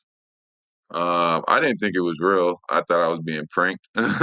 um, Yeah, I didn't believe it because I was getting ready for a game. I was just got done working with my massage therapist after my morning workout, and I had no service. And then I come back up, and I got 2 missed calls from my agent, 2 missed calls from the general manager from Portland, and everything. And I'm like, oh snap! What did I do? I must have missed something, got in trouble. And I called my agent back first because I wasn't going to call the GM.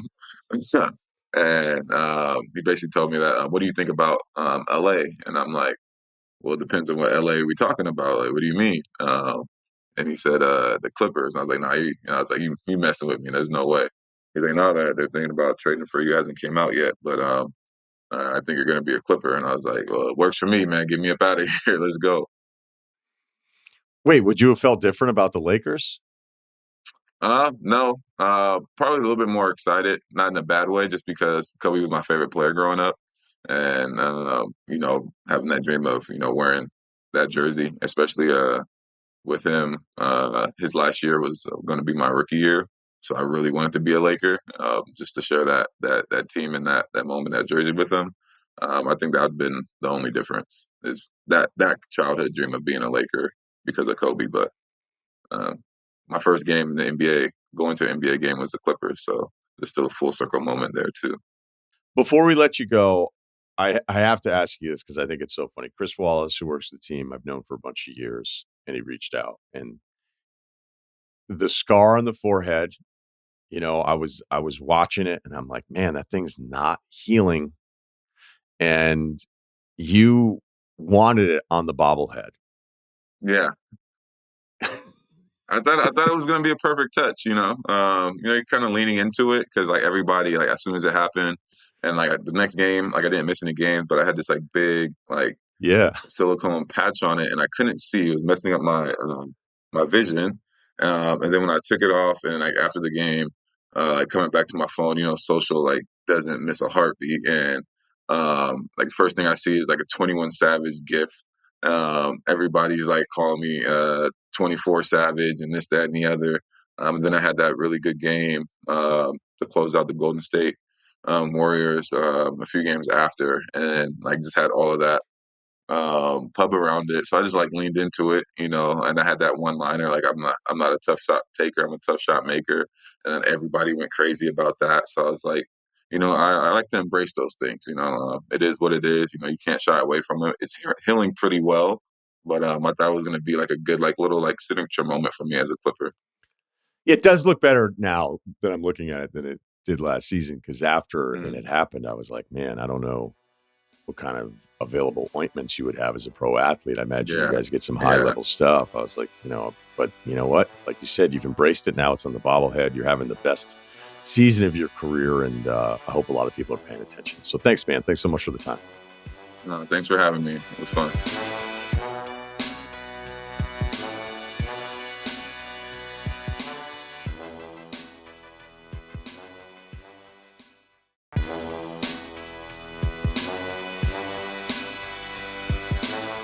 Okay, we're going to keep couch money research going, even if the alliance is TBD. Maybe we'll pick it back up for the bowl thing, but I think McShay and I might be doing something with FanDuel here. So, oddly enough, couch money research, a 3-0 weekend. We'll keep it going here right now. One of the sharp picks was San Francisco -2.5, but we did not tape prior to the Thursday game. San Francisco, not a huge part of the podcast today. Looks like they're done. So that means these other picks are just spicy. They love the Colts. They always do. So research +3.5. Let's go Colts at Denver +3.5. My couch play is actually the fading the public play. So I think I'm going to take it. The heavy money so far, the public money side, is Pittsburgh +5.5 at Philadelphia. So Philadelphia would be the play, fading the public, but I'm going to take it for my couch one. So let's go -5.5 there. So let's find another public play here and check out where the Action Network has it. And after percentage, All right. So a lot of people on the Bucks, second most popular public game here. Bucks +3 at Chargers. So that means fading the public would be Chargers -3.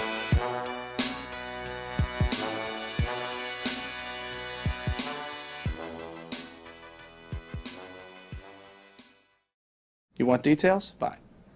I drive a Ferrari 355 Cabriolet. What's up?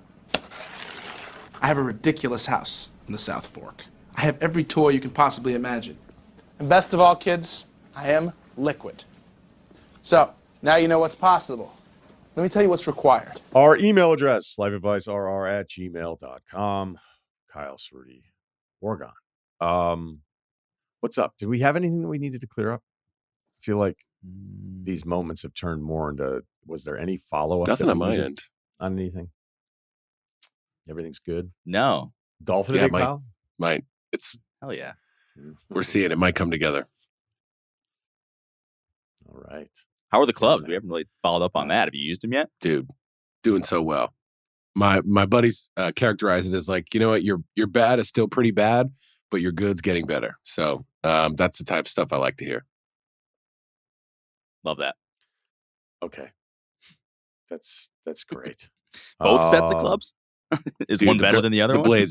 the blades are not for me yet. I was going to say, it's advanced. Are they actual blades?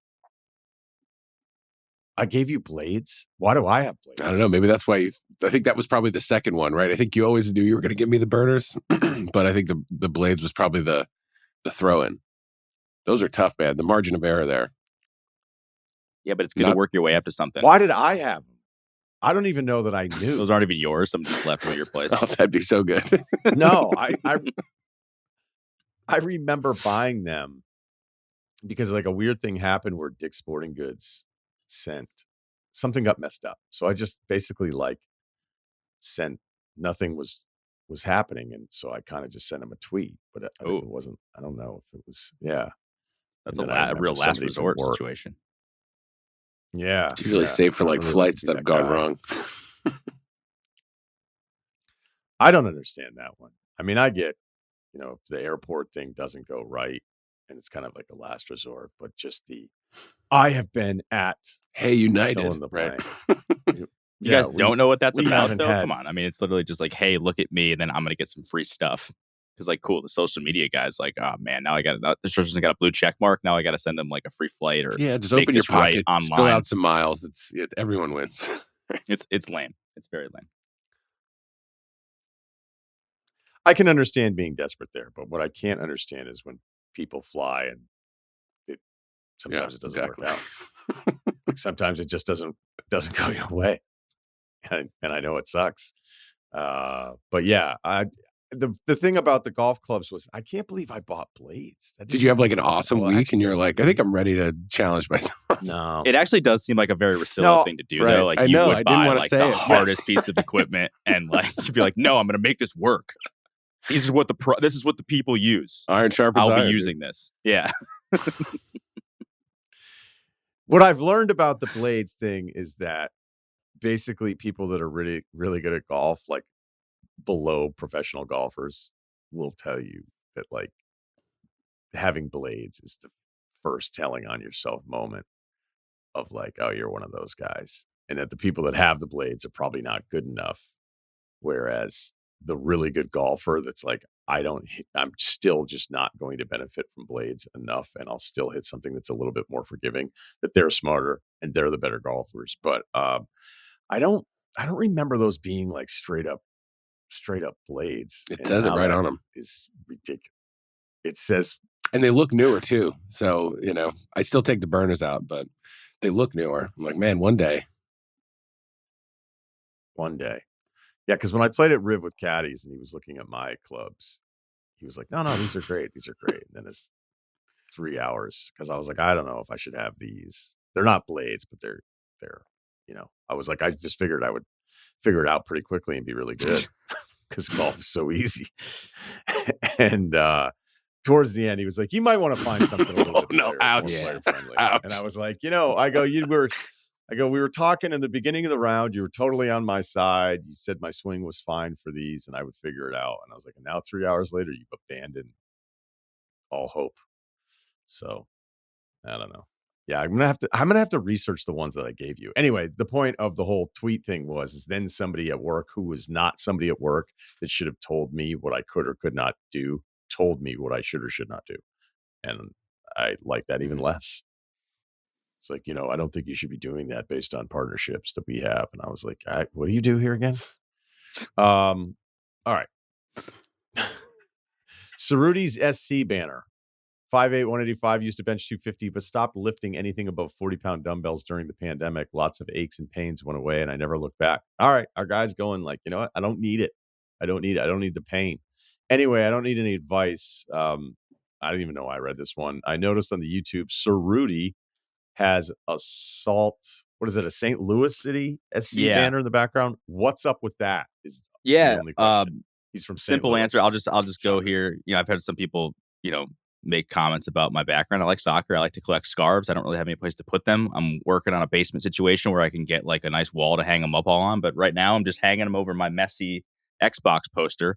But I have a St. Louis City FC one. I have an Everton one because I'm an Everton fan. I have a Roma one. I actually have it's a Pinehurst something. I got that at ESPN.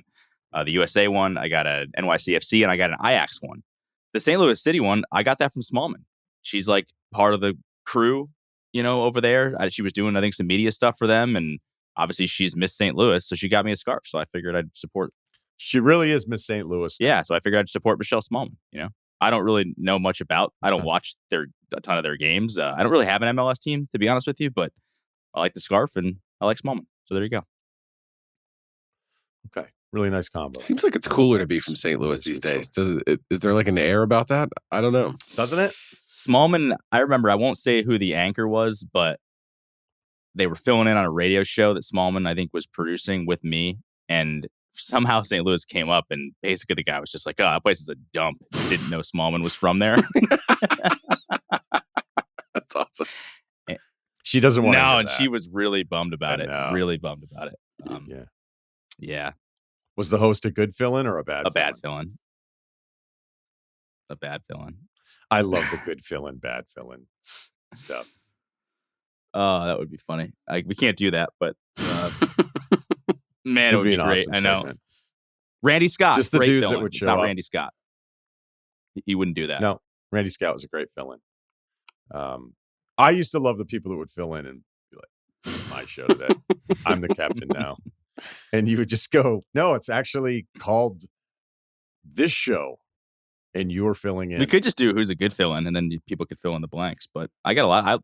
There was a lot of great fill-ins. Elle Duncan, great fill-in. Loved her. She's one of the most fun people to be around. She was great for radio. I mean, not to say that she's not great on TV, but she had whatever the radio thing you have to transfer over from TV to radio. A great personality. That's pretty much. Yeah, it's something to say. So, yeah, there would always be some fill-ins that would just be like, this is day one of the new order. Be like, is it? Why don't you get that fucking Keystone Light read in there, buddy? And look at the screen. I wrote the T's out. Just read the screen. I remember one guy. This goes back years, but he was asked to fill in on a not optimal slot. He did not want to do it. And he's such a dick. I don't even care. So I'm just doing it. I'm not going to say his name, but he was like, I don't want to do that. I'll do like Mike and Mike or the Herd. Like, I don't want to do this slot. It wasn't my slot either. All right. And so he thought he was going to be able to say no. And they're like, you have 1 million radio days, which was this other sneaky thing that TV people would get like 50 radio days and they would never have to do them. And he decided he would just turn the whole fill-in week of like a reunion because he felt it was beneath him to be filling in on the slot. So he just decided what I'm going to do is just craft it out to be like, hey, it's great to be back with the gang. And you were like, what is he doing? Like, you're filling in like turning his show. appearance whatever. into the segment like that. Yeah, he turned the whole week into, and I remember To welcome home. The segment is that I'm here. Yeah. He's like, this is a lot of fun. Like he just wrote a This is fucking book or fun. something. Yeah. Yeah. And I was like, it wasn't a lot of fun. Like everybody knew you didn't want to do it and they made you do it. So you were like, okay, since I think this is beneath me, I am now just going to pretend it was, what we need to do is bring them back like homecoming week. It's been a while and that'll be the whole thing. It's like, no, actually, Doug week. Preseason, week 3, in any interesting cuts coming up next. Do the Panthers have what it takes to be competitive with this secondary? All right. Statute of limitations on Friends X. Don't know why it took so long to get to all that stuff. Maybe it's because it's Friday. Just freewheeling. Yep. Let's go. Baseball guy working on my pickup game. Player comp is Poku. You wish. 6'3" lanky, so high-level pickup basketball minds are willing to use a mid-first round. Unfortunately, comedy ensues. Poku could pass, bro. All right, we're all 25 or 26. Pretty straightforward. Is a good friend's ex off limits forever? Forever's a long time. More context from my specific situation with names change. We're all 25, 26. I already read that. One of my best friends from high school. I hope we change the names here, buddy. I don't know. Change them. 25, 26. You can't be sure they're thinking that far ahead. No, I mean, it happens so often, and then somebody be like, "Oh, I shouldn't have done that." I'm like, all right. So, best friend from high school, Bo Cephas, dated a girl from our friend group. Everybody was close with. Let's call her Cricket. They dated our senior year of high school, then went to different colleges, 1 hour apart, dated for 2.5 more years. They broke up 4 years ago. 1 year later, Bo Cephas started dating a woman who he just married 3 months ago. Beautiful wedding, enthusiastic. He actually mentions the nationality of the family. You really do want to give all of this away. You've already decided. Yeah. So they're from a different part of the world. Beautiful family. Very positive reviews. And Bo Cephas is extremely happy with the entire deal. Cricket now lives in a different city, but remains friendly with our group. She and I have always been close. Don't talk often, but catch up on everything every few months. Saw all my good friends in the rest of our high school on Blackout Wednesday. That was before Thanksgiving. What a night. The best ever. What a night. Listen, if there's a time to hook up with your friend's ex, it is definitely on the Wednesday before Thanksgiving. Cricket was a little touchy and flirty with me, and I reciprocated a bit because, frankly, I do find her very attractive. I also made sure to stick with the group. Nothing happened between us. We all had a fun night. Since then, Cricket has made it clear to me that she's down in a pretty casual capacity. Maybe this guy is like Poku, because Poku has this level of confidence. My decisions now are, 1, whether or not to do it. Yep. 2, if I decide to go for it, whether or not to tell Bo Cephas either before or after. Probably not before, buddy. Hey, been kicking this around. What do you just want to run it by you? What are you up to? Actually, I'm going to sleep. You think I should know? That's cool. We're cool, right? We're cool. That's cool. Yeah. Get any advice? Has anyone ever told their buddy before?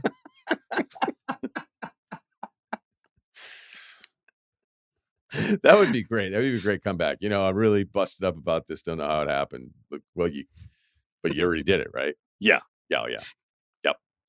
All right. I'm aware that some people would just go for it, especially because my friend is now married. But I think others would say a friend's ex is just off limits for good. Personally, I'm leaning toward it would be fine. But obviously, there's a tinge of bias there. That's why I'm curious what the group thinks. If it matters, this would not be a long-term thing, as Cricket and I are both well aware we're not compatible for marriage.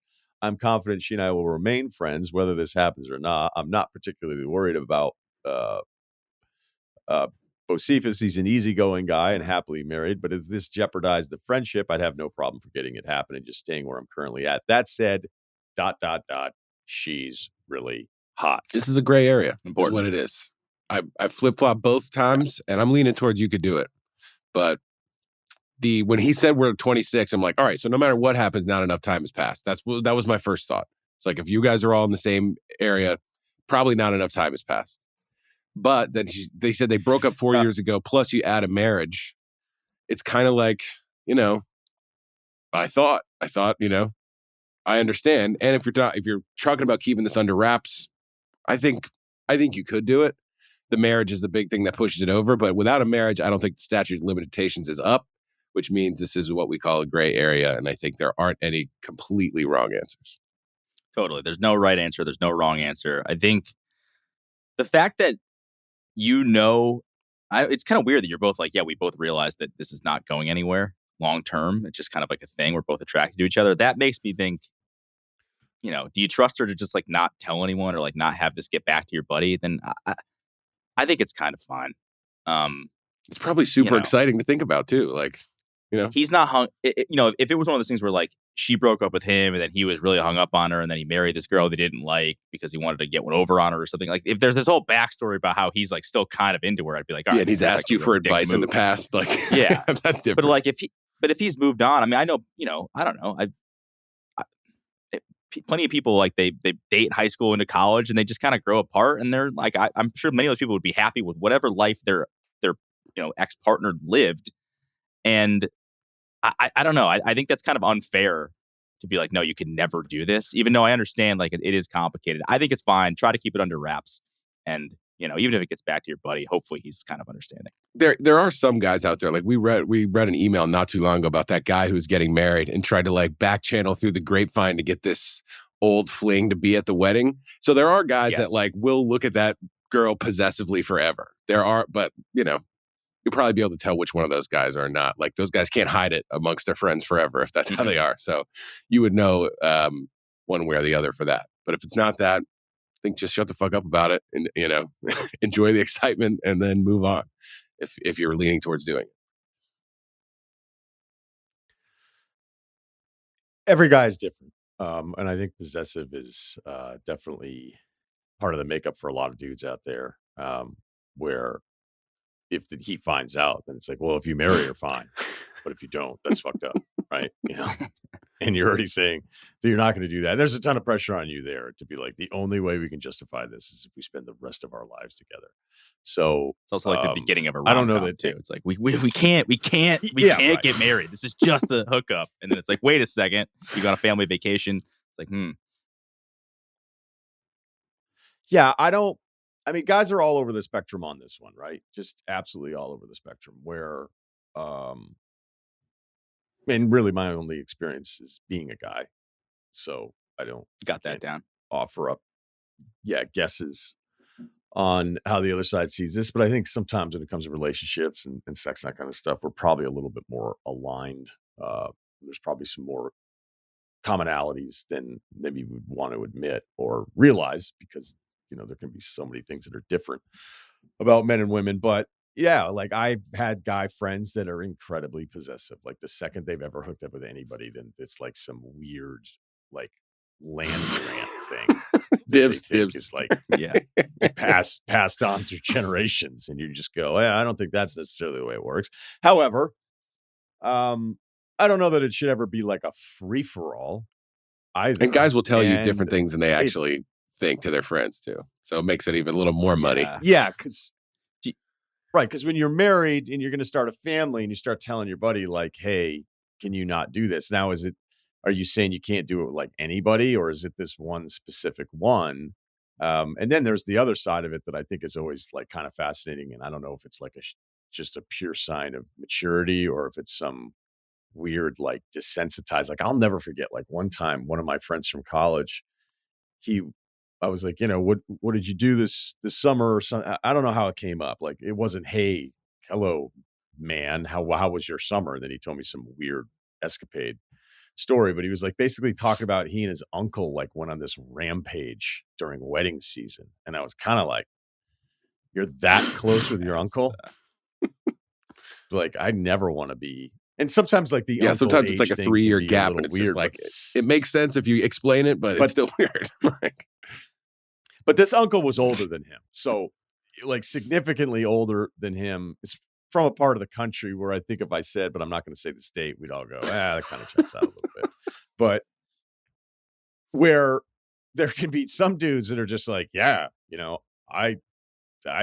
used to hang out. You should cross do it too, man. Cross all sorts of lines, man. Right. Double right. And I don't know that I love that one either. So then there's the other part too, where I feel like, and I'm talking to the emailer here, like, what's your deal? Have you pulled off any transaction on your own, or are you simply just a guy that seems to get credit for a merger that's at the table? That's a great analogy. I just don't like that guy. Like, there's certain people that I know specifically, be like, you would have never gotten here if there weren't a buddy already hacking away with a machete. Okay. You're a lurker. And yeah. Right. Your in is association. It has nothing to do with your personality, your own accomplishments. You have no fucking game whatsoever. Your only game is that of a deer tick. You are a parasite. And if it weren't for the host, you wouldn't talk to a girl the rest of your life. And I hate those fucking guys. Does it sound a little pointed? Yes, I'm thinking about two people in particular.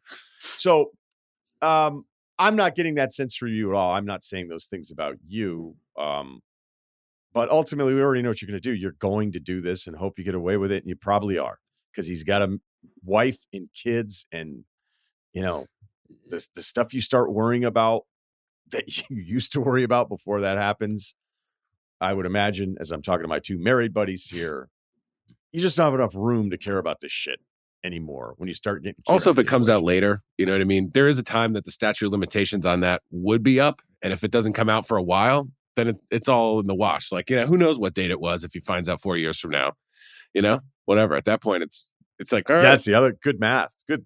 Right. It's not like he's going to get a bulletin the next Tuesday. Town crier. It's an alert on his phone. Yeah. I have nothing else. We covered Good luck. All right. Do I go to a live podcast with my girlfriend on Valentine's Day? Probably not. First time emailer, love the pod. Jim Stats, 6 foot, 210, 505 deadlift, 285 bench, 455 squat, 385 Zercher. Deadlift? I think so. Whoa. All right. There we go. College rugby athlete, play pickup hoops every few weeks. Player comp Ish Smith with the athleticism of Spencer Hawes. Dude, Spencer's our buddy. He's down the street. Ish Smith, a lot of teams, though, a lot of friends. So maybe a really popular guy. My girlfriend and I have been dating for a year, currently long distance as I finish up school. She's back home as I graduated early. We have no issues, hardly ever fight. Not with stats like those, brother. She shows you off. Here's the thing. We're going to a really fun city for Valentine's Day and spending 4 days together. She wants to go to a live podcast of her favorite pod. Think Call Her Daddy type of content, but a bit less sex-oriented. Okay. The podcast is on Valentine's Day. It's going to be a single girls fest, and I will stick out like a sore thumb. You, sir, will be the thumb, and you will be sore. That's like, I feel bad when women are at my live pods. It's like, man, came to this. You must really like it. You guys got a good thing. I don't think there's ever been a woman that has gone to my live pod at the meet and greet after we take pictures, shake hands. She's like, I'm really psyched we did this. Right. It's like, this actually ran a little longer than we thought. That's not true. You met one? Yeah, did you, well, maybe a couple, but there was definitely one at the Vegas show who was really into who you could tell, like, this wasn't like just there because her boyfriend was there or whoever. I think that might be it though. So yeah, one. Okay, so we got one. We'll do one. Hey, thanks to her. Yeah. All right. So normally I would be fine going to something like this, but I think since it's on Valentine's Day, we should just spend that day together and have a nice dinner. I don't really want to go to the podcast, and I know I won't like it, but I know she really wants to go. Do I suck it up and go with her, or do I tell her no? This is a big ask of her to have you do this. Valentine's Day isn't about the dude. Like, just go. Grow up. Like, what? Go to that? Cares? Like, it's not. What if your wife was like, I'm joining a crochet club, and bring your pals on Valentine's? Yeah, but partner day. Yeah. I don't know, man. Valentine's Day is not about the guy. It's if true. she wants to do this and it's going to make her happy, just go, dude. It's not. What's the end of? Normally, you're right. It isn't about the guy. It's about the dinner. It's about the flowers. It's about all the other setup. It's about doing something nice. It's about showing the other person you care. To go to a Taylor Swift fest with no music. Let's settle down. I had a good time at the Taylor Swift concert. Did she sit there and talk about relationships for 3 hours? Right? In some ways, there were a lot of I mean, like, to be honest, good counterpoint. But she had a fucking guitar. This is not going to have a guitar. There's a couple things here. I think you're right. Definitely, it is not about the dude, unless it's a dude situation. Then I'm not really sure what it's about. But that's not the point of this email. The fact that this is a long term. Thanks, though. The fact good clarification. The fact that this is a long distance relationship, I think has like, maybe you should do the traditional, preset menu. I was thinking, like, if you've been together for a while, like maybe you start getting a little creative on Valentine's Day. This is probably your second one, right? You've been together a year. That must mean that you've had one Valentine's Day already. You haven't seen each other in a while. I think you could maybe be like, we're long distance here. I'd kind of like to be able to spend it with you and not kind of staring at someone else talk at us. Maybe there's a way you can do that. Or you'd be like, I wanted to do like a nice, the good prefix menu, not the okay one. Like the thing where you'd be happy to have that prefix menu. I think maybe you can just be like, do it like the next day. Yeah, I like, guess it's just not worth. Yeah, what does Valentine's Day mean to you? Like, is there magic in the air that celebration of love? That the nice dinner I celebrate couldn't be love the next 365 days a year, dude. So. Yeah, I bet you do. Yeah. Yeah, I think you're right. I guess just cave. Like, if it's not really about you anyway. But I don't know. I could see the thing of I don't you need saying big flowers telling me which day I love my wife. I could see you saying, like, I wanted to do a nice traditional Valentine's Day. Haven't seen you in a while, babe. You're going to be uncomfortable too. This is a terrible idea. Yeah, I'm on my guy's side. This is a bullshit request. If you do it, I imagine you're going to be stacking up some chips of equity here. Which is kind of what the day's all about. What if she's like, okay, you did that. You're the best. What do you want to do for your day tomorrow? And be like, Pouch of Red Man, Call of Duty, 4 a.m. You owe me. Let's go. You owe me this. So 2 out of 3 votes do go to the podcast. Just be a nice guy. I think you're right. I think Valentine's Day is a little ridiculous all around. Right. So, yeah, Jesus, man. Imagine, like, can you imagine me at a Call Her Daddy live show in general? No. And I mean, look, Alex is awesome. So it's not about like me, but I've seen the videos. Like me just in the back being like, yes, you don't have to like have the greatest time ever. No. You just have to. Oh, that is promised. No Shout out to League Pass with AirPods. That's what you'd be up to. Well. When is she going to do the LaMelo segment? Okay, that'll do it for us today. Thanks to Kyle. No, there's a Wargon. No, we're not making picks today, so Yeah, there's no. He's in the garage. Couch Money Research. Yeah. Poor guys. Like, I dominated this season. I'll just be back here rubbing some coconut oil on this beast of a left arm tat. Yeah, I think it's left arm. All right. Thanks for checking out the show. Please subscribe to our YouTube channel. And as always, you can hear us on Ringer Spotify.